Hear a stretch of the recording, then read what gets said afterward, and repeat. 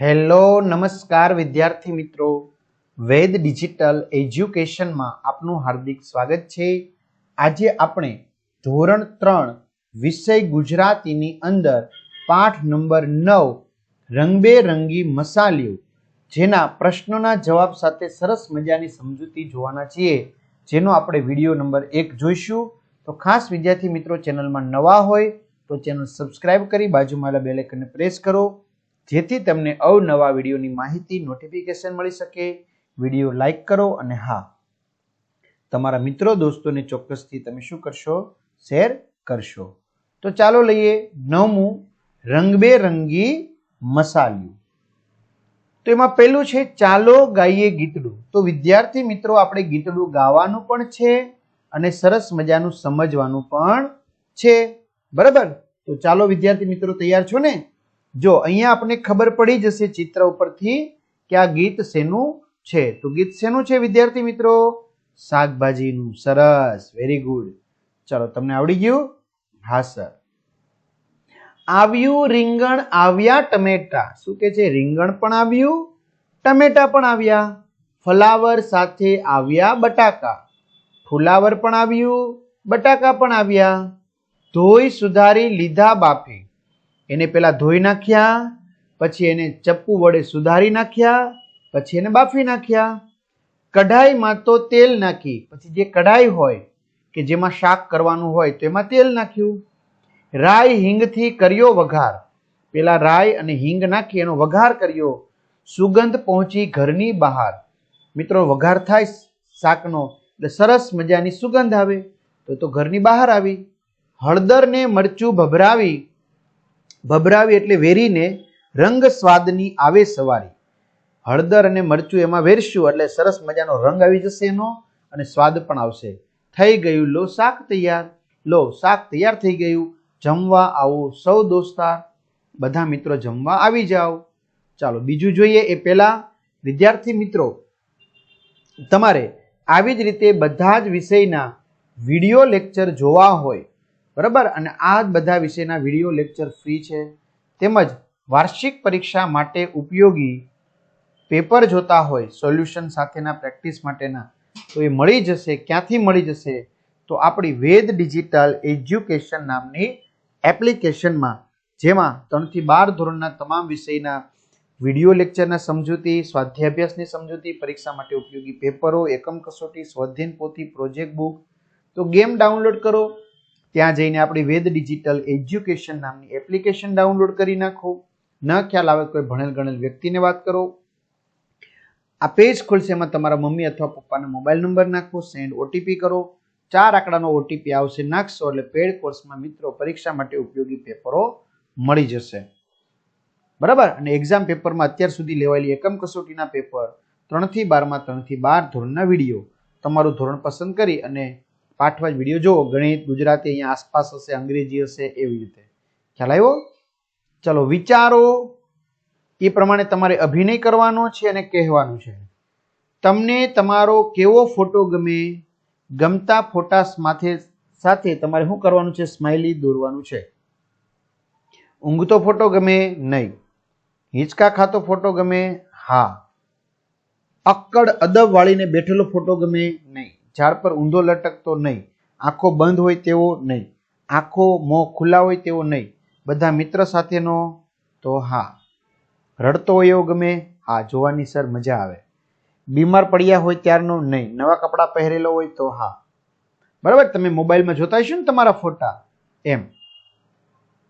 ચાલો ત્રીજો, ગીત ફોટો પાડો। આપણે મિત્રો ગીત ગાવાનું પણ છે અને સમજવાનું પણ છે।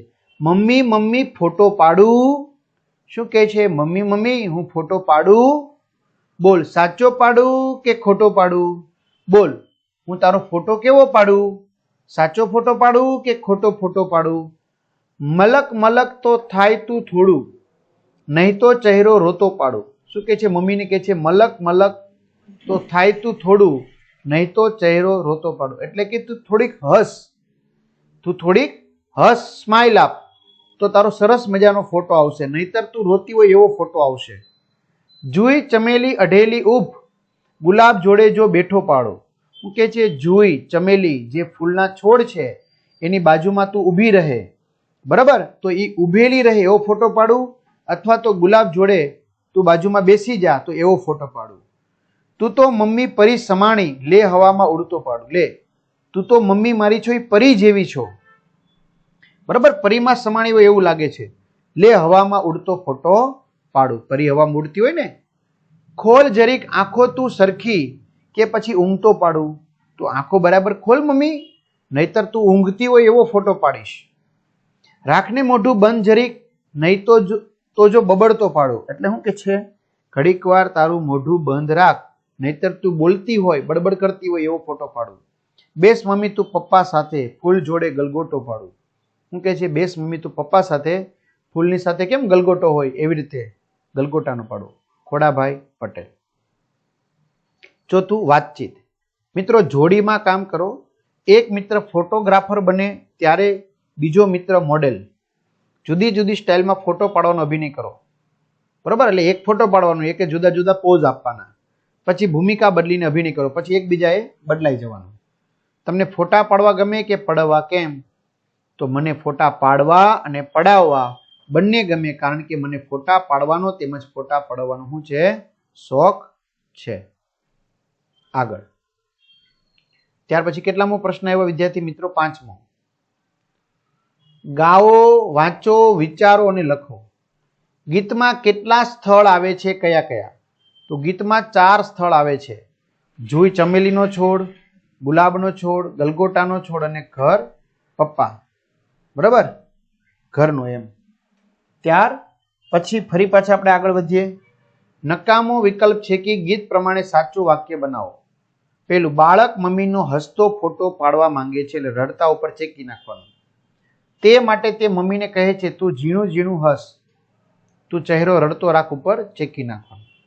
બીજું, બાળકને મમ્મી પરી જેવી લાગે છે, તેથી તે મમ્મીનો ઉડતો ફોટો પાડવા માંગે છે. ખોટા શબ્દો આપણે ચેકી નાખ્યા છે. જો મમ્મીની આંખ સરખી ખુલ્લી નહીં હોય તો ફોટામાં મમ્મી ઊંઘતી લાગશે. ચોથું, જો મમ્મીના હોઠ સરખા બંધ નહીં થાય તો ફોટામાં તે બડબડતી હોય એવું લાગશે. મિત્રો અહીંયા બડબડતી આપણે રાખશું, બરાબર, ઝઘડતી તો નહીં રાખીએ. આ અહીંયા બડબડતી, ઝઘડતી ઉપર ચેકો મારશું, બરાબર, બડબડતી હોય એવું લાગશે. આગળ ત્યાર પછી મિત્રો આપણે છઠ્ઠું આવ્યા, જોડકા જોડો. મમ્મી ઝીણું ઝીણું સ્મિત નહીં કરે તો હું તે રડતી હોય તેવો ફોટો પાડીશ. મમ્મી જુઈ ચમેલી પાસે હોય તેવો અને ગુલાબની સાથે પણ ફોટો લઈશ. મમ્મી પરી જેવી પ્રેમાળ છે, તેથી તે ઉડતી હોય તેવો ફોટો લઈશ. મમ્મીની આંખ મોટી હોય તેવો અથવા આંખ બંધ હોય તેવો ફોટો લઈશ. મમ્મીના હોઠ બંધ હોય તેવો કે પછી તે બડબડતી હોય તેવો ફોટો પાડીશ. મમ્મી પપ્પાની સાથે બેસે તો ફૂલ અને ગલગોટા જેવા લાગે. ત્યાર પછી મિત્રો આપણે કેટલામાં આવ્યા? 7. ચાલો, પાડ, આવે અથવા ખા લખો. હવા, ભાજી, તાવ, કેરી, હિંચકો, મહેમાન, તાળી, પરીક્ષા, પરી, ફૂલ, લાડવો, બગાસું, ઊંઘ. તો શું પાડી શકાય? ફોટો પાડ, તાળી પાડ, કેરી પાડ, ફૂલ પાડ. શું શું આવે? હવા આવે, તાવ આવે, મહેમાન આવે, પરીક્ષા આવે. શું ખાઈ શકાય? હવા, ભાજી ખાઈ શકાય, હિંચકો ખાઈ શકાય, લાડવો ખાઈ શકાય, બગાસું પણ ખાઈ શકાય. શું ખાઈ શકાય? બગાસું. બગાસું ખા. ત્યાર પછી 8મું, કાવ્યને આધારે કૌંસમાંના શબ્દોનો ઉપયોગ કરી ખાલી જગ્યા પૂરો. મમ્મી હસતી હોય ત્યારે મલકતી મમ્મી, ગુલાબ જોડે બેસે ત્યારે મહેકતી મમ્મી, સુગંધિત. પરી જેવા ફોટામાં ઉડતી મમ્મી, આંખ બંધ હોય તો ઊંઘતી મમ્મી, હોઠ ખુલ્લા રહી જાય તો બડબડતી મમ્મી, જોડે પપ્પા બેઠા હોય ત્યારે ફૂલ જેવી મમ્મી. 9મું, તમારે ગીતની દરેક કડીની પહેલી પંક્તિ ગાવાની, શિક્ષક દરેક વખતે બીજી પંક્તિ ગદ્યમાં ફેરવીને ગાશે. પહેલું, વિદ્યાર્થી ગાશે મમ્મી મમ્મી ફોટો પાડું, તો શિક્ષક શું કહે છે? મમ્મી તું જ મને કહે કે તારો ફોટો સાચો પાડું કે ખોટો પાડું, બરાબર. ચાલો બીજી પંક્તિ આવી રીતે સમજાવશે. એવી રીતે તમારે મિત્રો આ બધી જ પંક્તિ છે શું કરવાની છે? ગાવાની છે. બરાબર? એટલે આમાં કંઈ આપણે બીજું કરવાનું છે નહીં. ત્યાર પછી આપણે આવ્યા 10મું. ચલો આવો ગાઈએ ગીતડું આવ્યું રીંગણ આવ્યા ટમેટા. વાર્તા. બધા સ્વાદનું વ્રત. બધા સ્વાદનું વ્રત. શિરીનના દાદા દાદી, જો શિરીન એક છોકરો છે, એમના દાદા દાદી, મમ્મી પપ્પા અને ઘરના બીજા વડીલ એક અથવા તો બીજું વ્રત કરે છે. વ્રત એટલે ઉપવાસ. બરાબર? તો શિરીનને પણ થયું હું પણ કરું વ્રત. શિરીનના દાદા દાદી, મમ્મી પપ્પા તેમજ ઘરના બીજા વડીલો, કાકા કાકી વગેરે એક યા બીજું કોઈ ને કોઈ વ્રત કરે છે. તો શિરીનને પણ થયું હું પણ કરું વ્રત. તેણે ઘરમાં જાહેર કર્યું, એટલે કે તેણે ઘરમાં વાત કરી દીધી કે ભાઈ મારે વ્રત કરવાનું છે, મારે પણ વ્રત કરવું છે. મમ્મીએ પૂછ્યું, ઓહો એમ, કયું વ્રત? ઓહો એમ, તારે પણ વ્રત કરવું છે? કયું વ્રત કરવું છે? શિરીને ખૂબ વિચાર કર્યો. તેણે બધા પ્રકારના વ્રત યાદ કરી જોયા. એટલે કે શિરીને ખૂબ વિચાર કર્યો, તેણે બધા જ પ્રકારના વ્રતને યાદ કરી જોયા. છેવટે તેણે ગોઠવીને કહ્યું ગળ્યું વ્રત. બધા વ્રત યાદ કર્યા પછી કહેવાય કયું વ્રત કરવું? પછી છેવટે તેણે ગોઠવી દીધા અને કીધું ગળ્યું વ્રત કરવું છે મમ્મી, ગળ્યું વ્રત. મમ્મીએ પૂછ્યું એટલે? શિરીને કહ્યું હું આજે ફક્ત ગળ્યું ગળ્યું જ જમીશ. ગળ્યું વ્રત એટલે ગળ્યું ગળ્યું જ જમીશ. મમ્મીએ કહ્યું ભલે, કઈ વાંધો નહીં. મમ્મીએ તો શીરો બનાવ્યો, શીરો ગળ્યો હોય. ખીર બનાવી, ખીર પણ ગળી હોય. દૂધપાક બનાવ્યા, દૂધપાક પણ ગળ્યા હોય.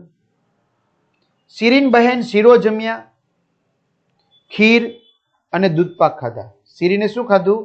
શીરો, ખીર અને દૂધપાક બધે ખાધું. ઘરના બધાએ પણ પોતાના ભાણામાં શીરો, ખીર, દૂધપાક લીધા.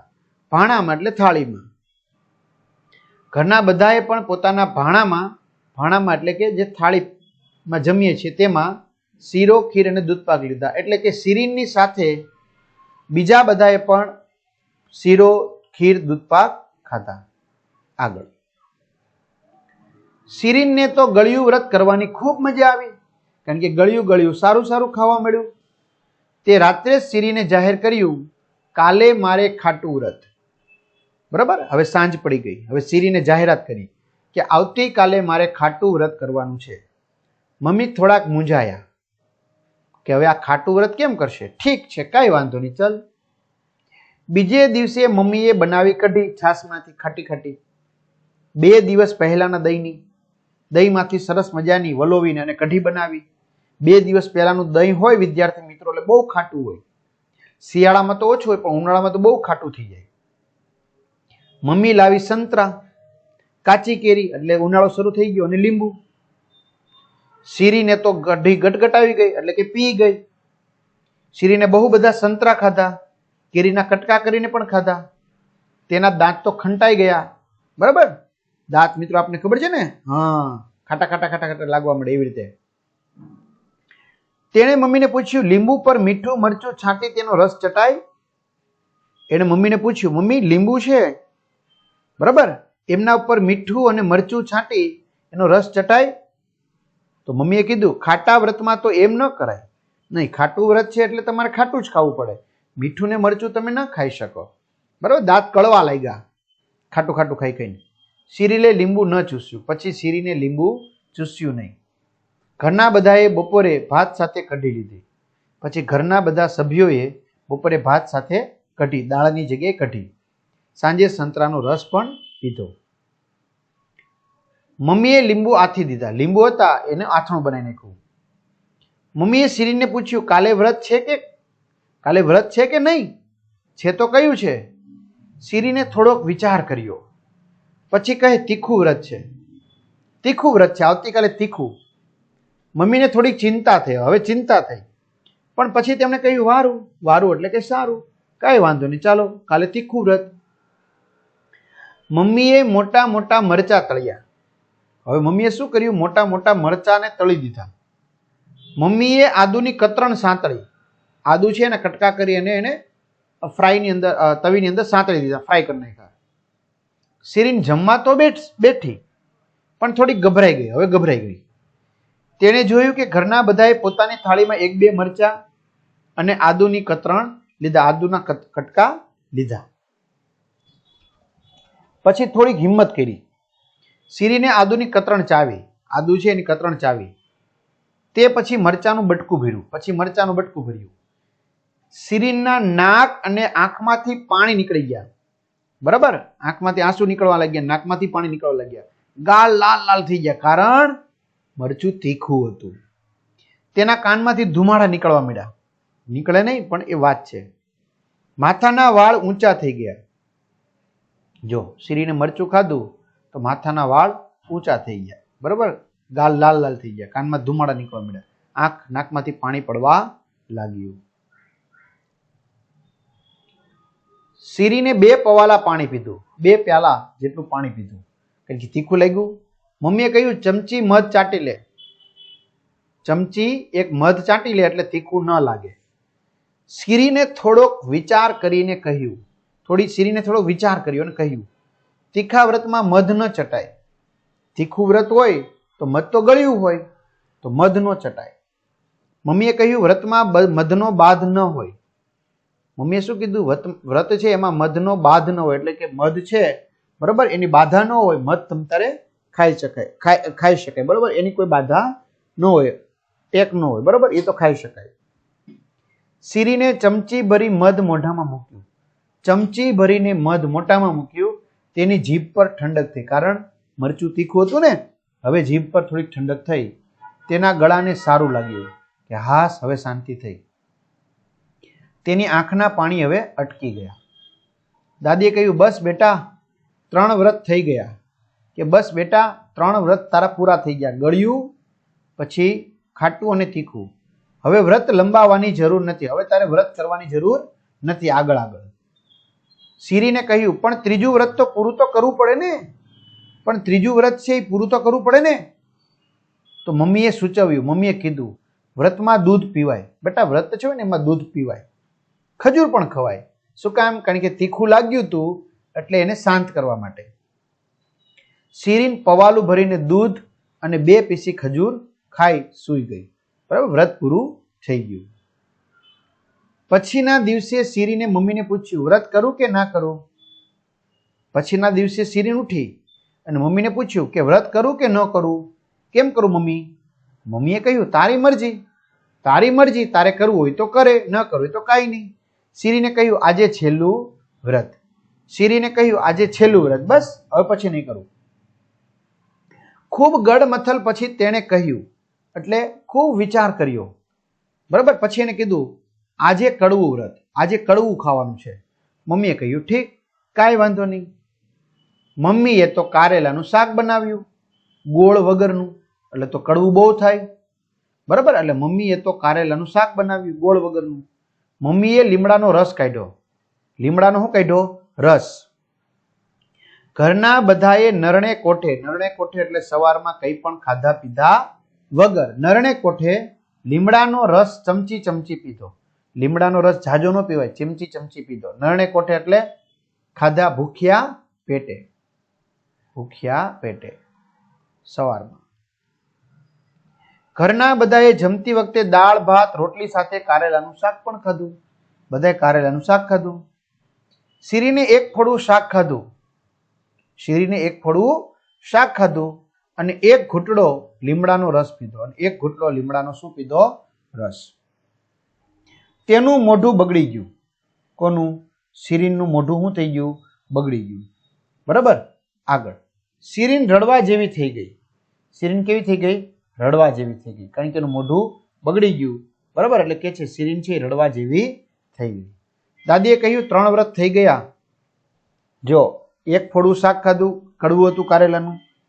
1 ઘૂંટડો લીમડાનો રસ પીધો, એ પણ કડવો, એટલે એનું મોઢું બગડી ગયું. શિરીન રડવા જેવી થઈ ગઈ. દાદીએ કીધું 3 વ્રત થઈ ગયા. ચોથાની જરૂર નથી, ચોથું વ્રત કરવાની જરૂર નથી. મમ્મીએ કહ્યું બધા સ્વાદ એક સાથે જમવાનું વ્રત પણ થાય. શું કે છે? બધા સ્વાદ, ખાટો, ગળ્યો, તીખો, કડવો, તુરો, મોળો, આ બધા સ્વાદ એક સાથે જમવાનું વ્રત પણ થાય. શીરીને પૂછ્યું એ કઈ રીતે? મમ્મીએ કહ્યું જ્યારે પણ જમીએ ત્યારે ગળ્યું, ખાટું, ખારું, તીખું, તુરું અને કડવું એમ બધું જ જમવાનું. એટલે બધું જ સાથે જમીશ તો બધા જ વ્રત થઈ જશે. શીરીન તો ખુશ થઈ ગઈ. તેને ઘરના બધાની સાથે દાળ, ભાત, રોટલી, શાક, ગોળ, કચુંબર, અથાણું, છાશ અને મુખવાસ ખાધા. તો આવી રીતે એનું વ્રત થઈ ગયું. વિદ્યાર્થી મિત્રો, પછીની વાત છે જે વાતચીત જેની ચર્ચા આપણે પછી કરીશું. તો તમને બધાને પાઠ સરસ મજાનો સમજાતો હશે, બરાબર? તો ચોક્કસથી કમેન્ટ કરો, વિડીયો લાઈક કરો, તમારા મિત્રો દોસ્તોને શેર કરો. અહીંયા સુધી રાખીએ. અસ્તુ. જય હિન્દ, જય ભારત.